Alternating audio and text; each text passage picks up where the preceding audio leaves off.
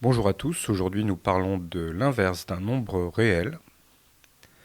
Comme d'habitude, il vous est conseillé d'imprimer la page à trous et d'essayer de remplir ce que vous pouvez, de réfléchir un petit peu aux différentes choses et de relancer la vidéo ensuite.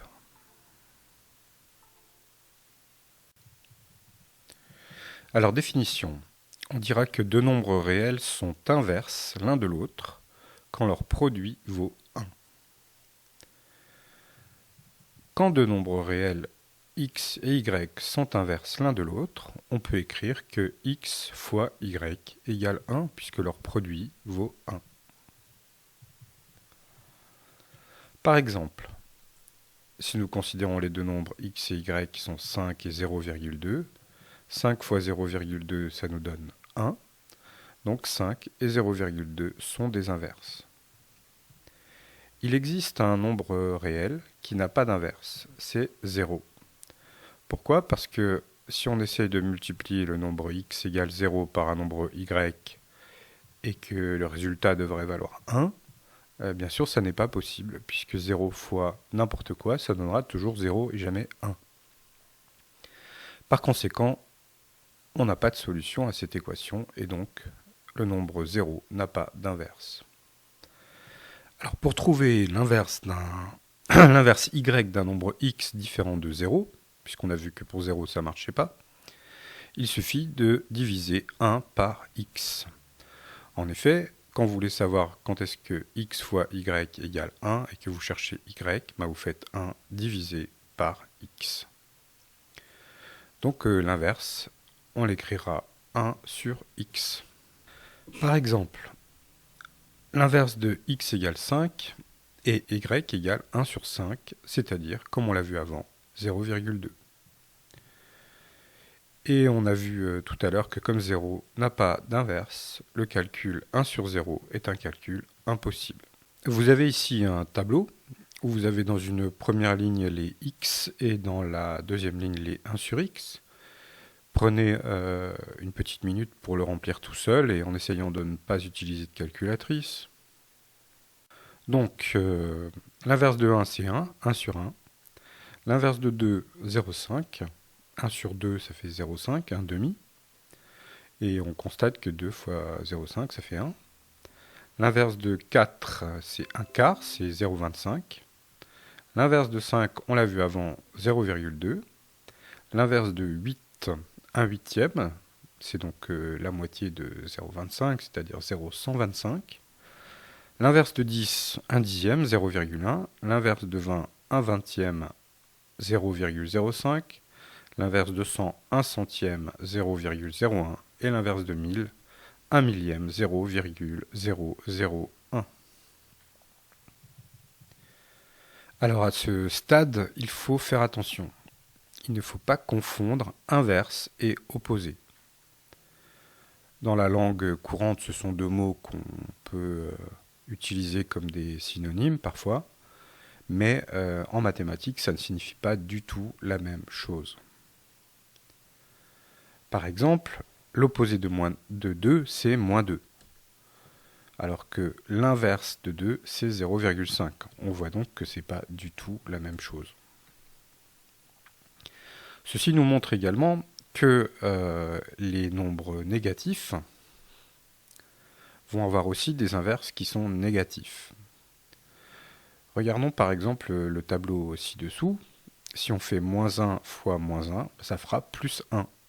Ça veut donc dire que moins 1 et moins 1 sont inverses, ou alors que moins 1 est son propre inverse. L'inverse de moins 2, c'est moins 0,5, puisque quand on les multiplie, moins 2 fois moins 0,5, moins par moins, ça va nous faire plus 1. Pareil pour moins 4 et moins 0,25, moins 5, moins 0,2, moins 8, moins 0,125, et tous les autres nombres que nous avons vus avant. Donc en fait, un nombre positif a un inverse positif et un nombre négatif a un inverse négatif.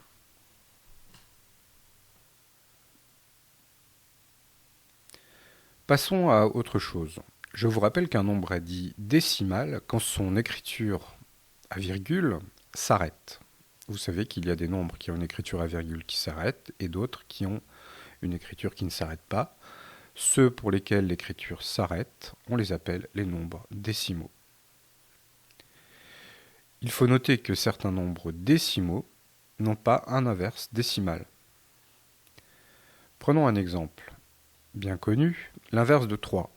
L'inverse de 3 que nous n'avons pas mis dans notre tableau, on va comprendre la raison tout de suite, c'est que son inverse, 1 sur 3, 1 tiers, eh bien, il a une écriture décimale infinie, 0,33333 et une infinité de 3. Par conséquent, un tiers n'est seulement qu'approximativement égal à 0,33. En fait, il est égal à 0,333333 et une infinité de 3. Par conséquent, 3 qui est un nombre décimal, son écriture s'arrête, 3,0. Son inverse a une écriture décimale illimitée. Ce n'est pas un nombre décimal. Un tiers n'est pas un nombre décimal. C'est donc un défaut de l'ensemble des nombres décimaux de ne pas être stable par passage à l'inverse. Un de ces gros défauts, on dit que l'ensemble des nombres décimaux n'est pas un corps, alors que l'ensemble des nombres réels est un corps et l'ensemble des fractions est un corps, puisque l'inverse d'une fraction est une fraction. Alors passons maintenant à l'inverse d'une somme. Alors ça, c'est le fameux théorème. L'inverse d'une somme n'est pas égal à la somme des inverses. Si je l'écris sous forme d'une formule, eh bien, prendre l'inverse de a plus b, 1 sur a plus b, n'est pas égal à 1 sur a plus 1 sur b. Prenons un petit exemple pour s'en convaincre. Si vous faites 1 sur 3 plus 5, c'est-à-dire 1 sur 8, on a vu que ça faisait 0,125. Et si on fait 1 tiers plus 1 cinquième, 1 sur 3 plus 1 sur 5, clairement, ça fera un nombre qui sera à peu près égal à 0,53, à 0,33 plus 0,2. Et ça n'est pas égal à 0,125. Par conséquent, l'inverse d'une somme n'est pas égal à la somme des inverses.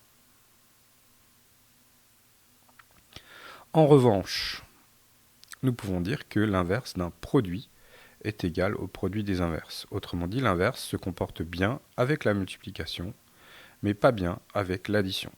Vous le savez très bien que c'est plus difficile d'additionner des fractions que de les multiplier. Donc l'inverse de a fois b, c'est 1 sur a fois 1 sur b. D'ailleurs, c'est clair quand on regarde la règle de multiplication des fractions. 1 fois 1, ça fera 1, et a fois b, ça fera a fois b. Donc si on vérifie simplement sur un exemple, 1 sur 2 fois 5, c'est 1 sur 10, 0,1. Et 1 demi fois 1 sur 5, ça nous fait 0,5 fois 0,2. Et 0,5 fois 0,2, ça fait bien 0,1. Voilà pour ce cours sur l'inverse. Ensuite, nous allons passer à la fonction inverse.